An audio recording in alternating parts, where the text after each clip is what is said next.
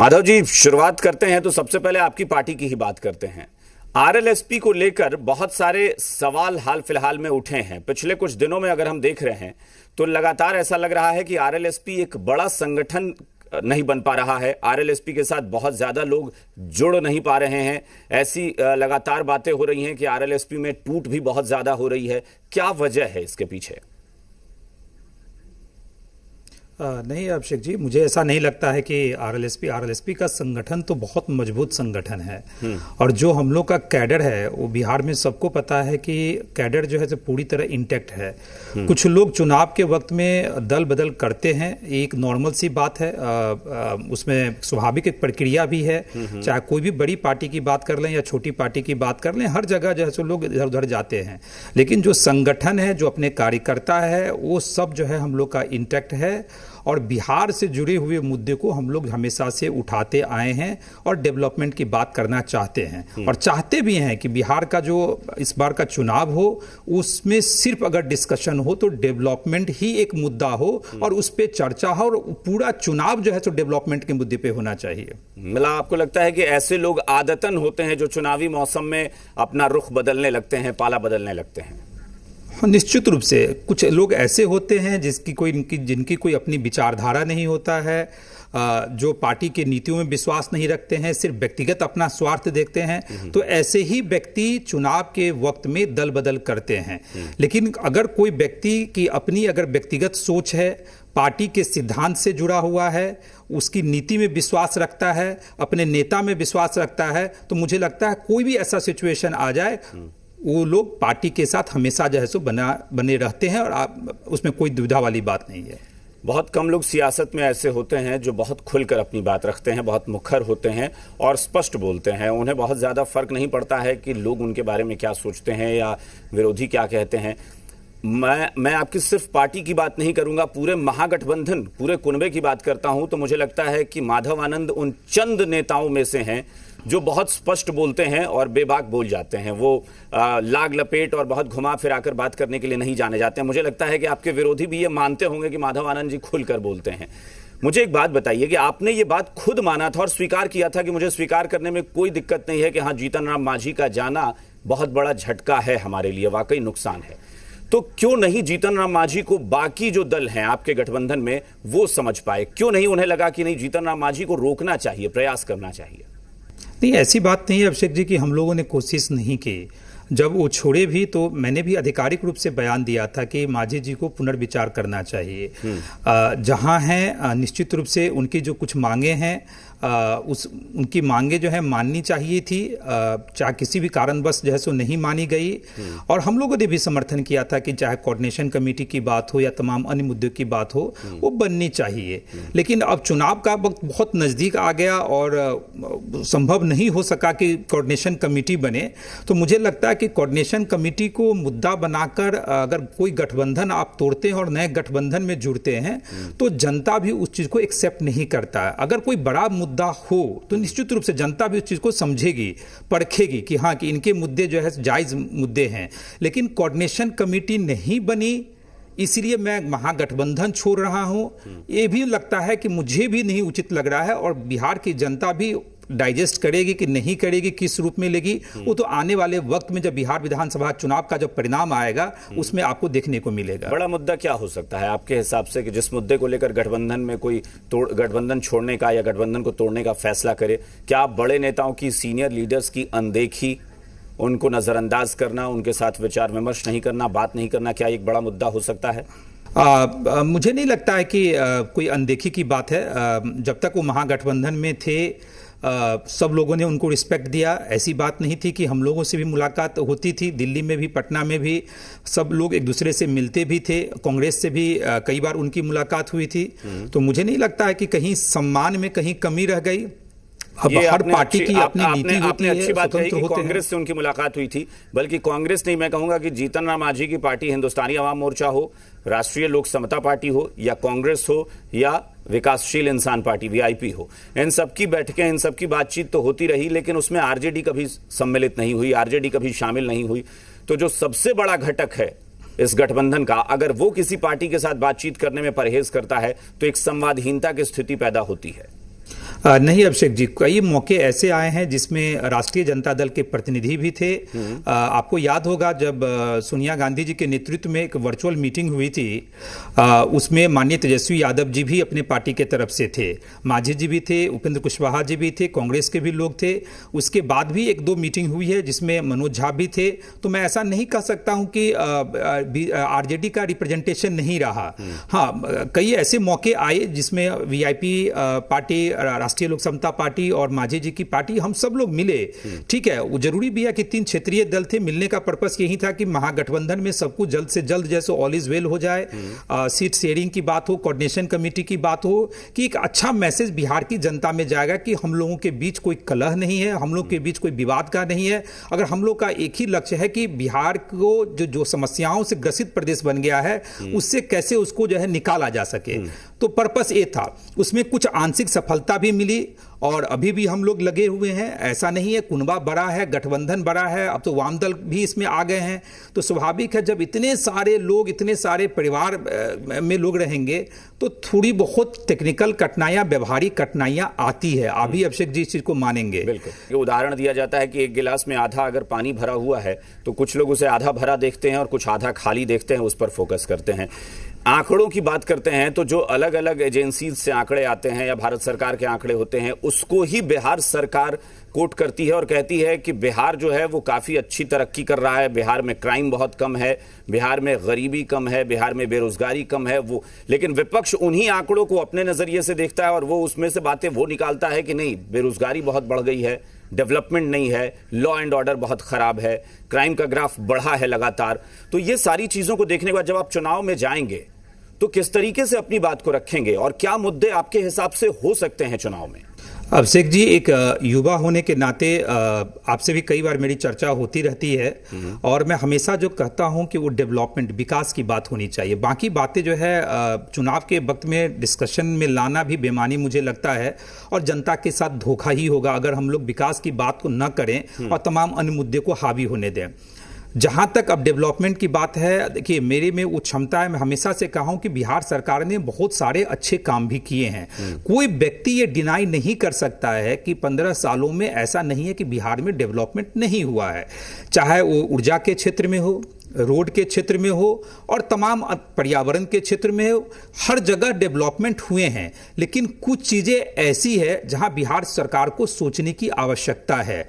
जैसे रोजगार सृजन की बात मैं करता हूं, औद्योगिकीकरण की बात करता हूं, इंडस्ट्रियलाइजेशन की बात करता हूं, उद्योग व्यवस्था बिहार में लगे, पलायन कैसे रुकेगा, लॉ एंड ऑर्डर की स्थिति, ये तमाम बिंदु ऐसे हैं, मुझे लगता है इससे किसी भी, चाहे वो सत्ताधारी दल ही क्यों ना हो या विपक्ष ही क्यों ना हो, सब इस बात से सहमत हैं कि बिहार की शिक्षा व्यवस्था जो है आज के डेट में उसका जो स्तर है काफी नीचे चला गया और तमाम रिपोर्टें भी बताने का काम करती हैं। नीति आयोग का ही रिपोर्ट हम लोग पढ़ेंगे तो आपको पता चलेगा।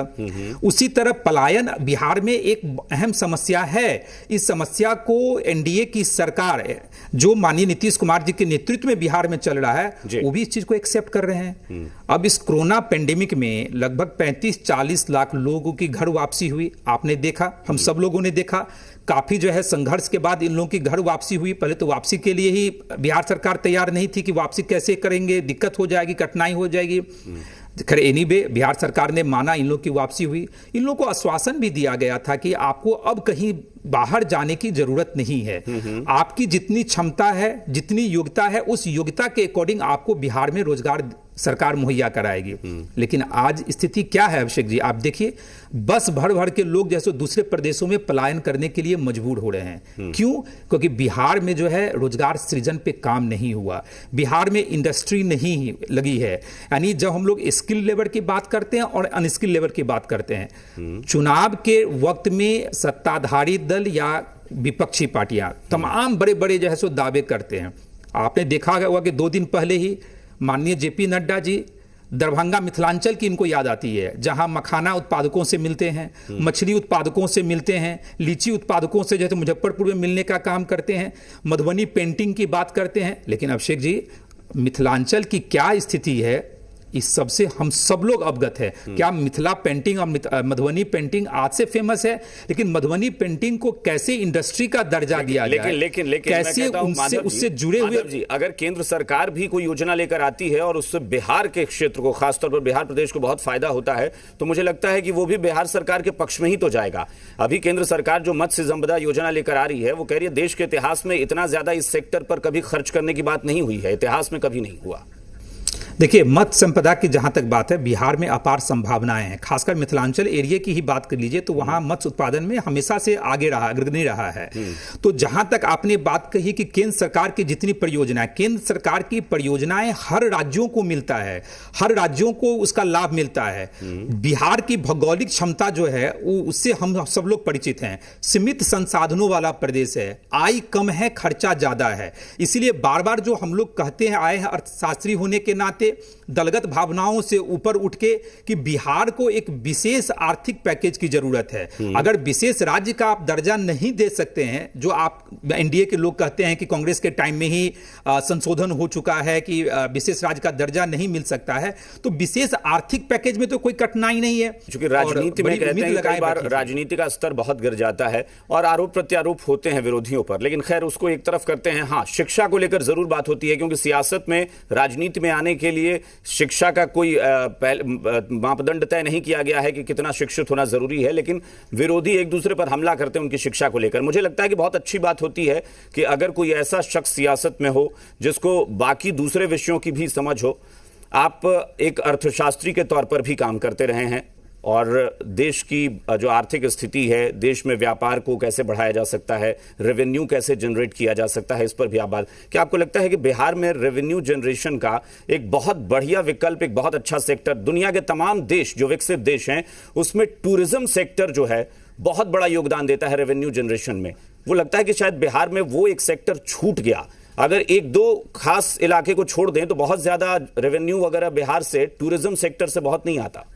आपके बात से मैं अभिषेक जी बहुत सहमत हूं, और बिहार की जो भौगोलिक स्थिति है इसमें मैन्युफैक्चरिंग सेक्टर का योगदान बहुत कम हो सकता है। तो जो सबसे ज्यादा रेवेन्यू जो आने की क्षमता जिस सेक्टर से है बिहार में, वो है सर्विस सेक्टर, जिसको आप टूरिज्म सेक्टर कह रहे हैं। तो वो जो टूरिज्म सेक्टर है उसको बढ़ावा दिया जा सकता है, लेकिन टूरिज्म सेक्टर के लिए भी आपको इंफ्रास्ट्रक्चर की जरूरत पड़ेगी। टूरिस्ट आपके यहाँ क्यों आएंगे? आपके पास उस तरह की सुविधा होनी चाहिए, एयर कनेक्टिविटी होनी चाहिए, आपके पास 5 स्टार होटल होना चाहिए।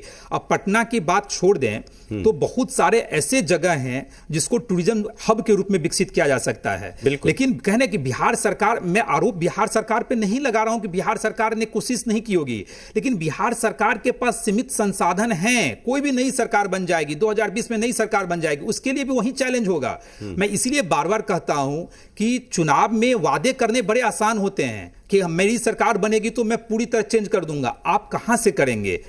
आपको भी सीमित संसाधनों से जूझना पड़ेगा।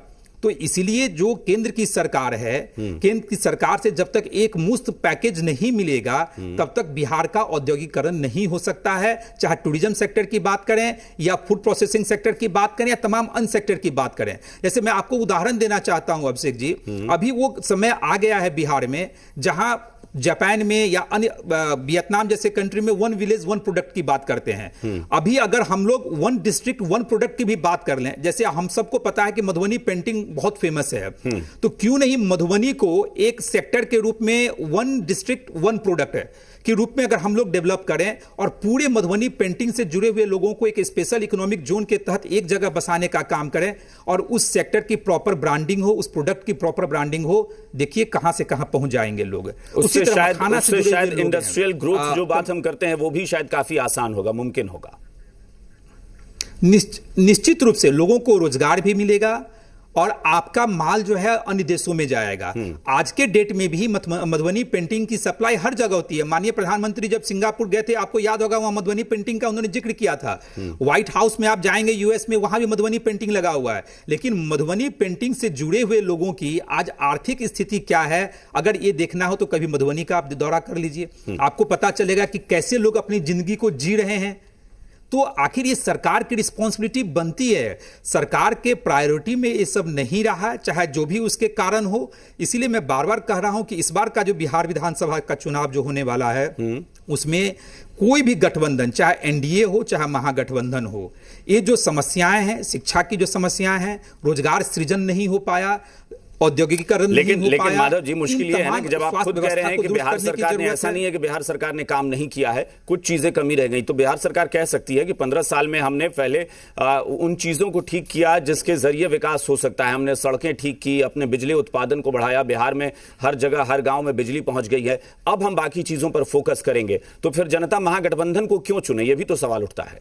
अभिषेक जी, जब आप 15 साल से तुलना करेंगे, जब आप 15 साल के समय का आकलन करेंगे, तो क्या 15 साल में सिर्फ आपने बिजली घर घर तक पहुंचा दिया, नेशनल हाईवे बन गया, क्या यही दो चीज हो सकता था? मैं आपसे भी पूछना चाहता हूं, बिहार की जनता भी पूछना चाहती है। नहीं, तो नीतीश कुमार के एजेंडे में तो सबसे ऊपर महिलाएं होती हैं। वो कहते हैं कि हमने महिला सशक्तिकरण पर काम किया, हमने लड़कियों को स्कूल भेजा और बड़ी संख्या में, ये तो आप भी जानते हैं, आंकड़े भी हैं कि हाँ, महिलाओं की शिक्षा को लेकर नीतीश कुमार ने काम किया। नहीं, महिलाओं के सशक्तिकरण की बात तो माननीय प्रधानमंत्री जी भी करते हैं और माननीय मुख्यमंत्री जी भी करते हैं, अच्छी बात है। लेकिन जब बिहार की शिक्षा व्यवस्था में गुणवत्ता नाम की चीज ही नहीं हो, तो फिर उस शिक्षा का क्या महत्व रह जाता है? हम सब लोगों ने देखा है कि शिक्षा घोटाला किस तरह हुआ है, किस तरह मेरिट घोटाला बिहार में होता है, किस तरह लोगों की यहाँ परीक्षाएं ली जाती है, शिक्षक किस तरह के आए हैं जो नई बहाली हुई है, तो तमाम तरह की समस्याएं हैं। तो जब तक शिक्षा से ही सारी संभावनाएं अभिषेक जी जुड़ी हुई है। लोग अगर शिक्षित हो जाएंगे, पढ़ लिख लेंगे, योग्यता इनके पास रहेगा, तो देश विदेश में जो वैश्विक स्तर पे तो अपार संभावनाएं हैं। जिन व्यक्ति को बिहार में नहीं रहना है, उनको लगता है कि उनके योग्यता के अकॉर्डिंग जो है उनको अवसर बिहार में नहीं मिल सकता है, बाहर जाने की जरूरत है, बाहर जा सकते हैं, लेकिन लोगों को तो योग्य बनाने की तो आवश्यकता है। तो आपकी पार्टी अगर कोई सलाह देती है, आपकी पार्टी कोई सुझाव देती है और उसको नीतीश कुमार कहते हैं कि हाँ ठीक है, इस बार अगर हम जीत कर आते हैं तो हम इस पर अमल करेंगे, तो क्या आप एनडीए के साथ जाना चाहेंगे? जीतन राम मांझी कह रहे हैं कि हमने विकास को देखते हुए एनडीए को चुना।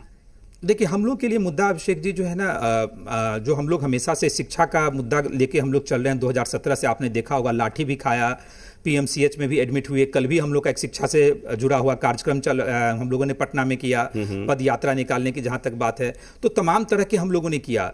हम लोगों के लिए सत्ता कोई बहुत बड़ी चीज नहीं है कि सत्ता हासिल करने के लिए ये सब, यानी बच्चों के जीवन के साथ खिलवाड़ न हो, बच्चे मेरे शिक्षित हो जाएं, आने वाली पीढ़ी शिक्षित हो जाए, हम लोग का उद्देश्य वो है। और मुझे लगता है कि कोई भी सरकार, जहां तक महागठबंधन और आपने एनडीए की बात कही, मुझे लगता है कि अभी हम लोग महागठबंधन में हैं, पूरी कोशिश कर रहे हैं कि महागठबंधन में जो हम लोग जिन मुद्दों को उठा रहे हैं, महागठबंधन उन सारे मुद्दों को लेके चले।